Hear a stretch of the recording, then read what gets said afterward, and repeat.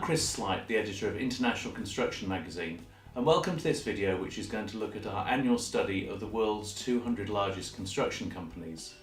This is a study that we've published in the July-August edition of International Construction. In this video I'm going to talk about three main findings from the study.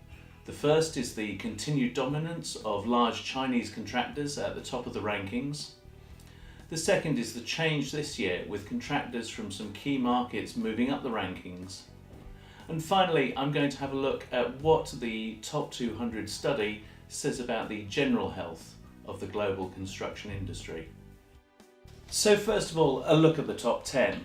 And as you see here, there are no really significant changes among these large contractors.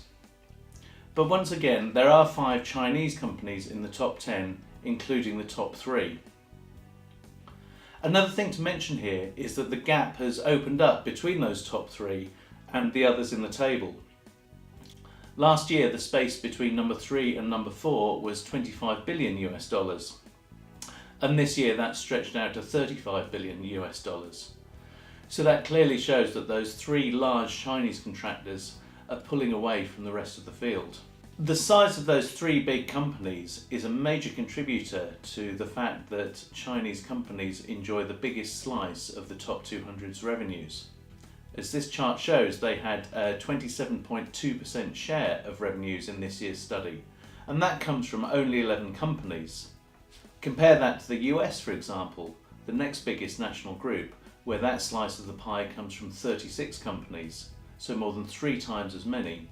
As I said, it's those 3 big Chinese companies at the top of the table that really contribute this dominance. They account for 65% of the Chinese slice of the pie in this chart, and that equates to 18% of the top 200 revenues, which is incredible for just 3 companies. Another key finding from this year's top 200 study is that companies from key markets have moved up the rankings. For example, 17 out of the 36 US companies listed have improved on their places since last year, as have 11 out of the 16 UK companies. And in the US, there's a very clear trend for residential specialists improving their standings. For example, within the top 200, we've seen the likes of D.R. Horton, Pulte and Lennar move up the rankings. And at the foot of the table, we've seen the re-entry of a few old names, the likes of Meritage Homes and Hovnanian Enterprises. But of course, if you have companies moving up the rankings, you also have them moving down. And while US and UK construction companies seem to have benefited from improving market conditions at home, weak domestic conditions for the Japanese, Brazilian and Indian contractors have by and large seen those companies fall down the rankings. The third point I'd like to make is about the overall health of the industry. This graph shows revenues and profitability for the top 100 contractors over the space of 10 years or so. As you can see, revenues last year came to $1.39 trillion US, which was a 7.3% improvement on the previous year. And the graph does show that it's a noticeable jump.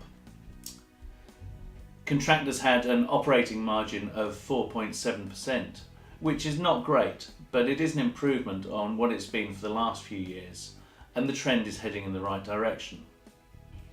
The other thing to say here is this is not just an indicator of industry health. I think it's a genuine measure of what's going on around the world. If you consider the top 200, their revenues last year were $1.6 trillion US, and that's going to be between 20% and 25% of total global construction market output.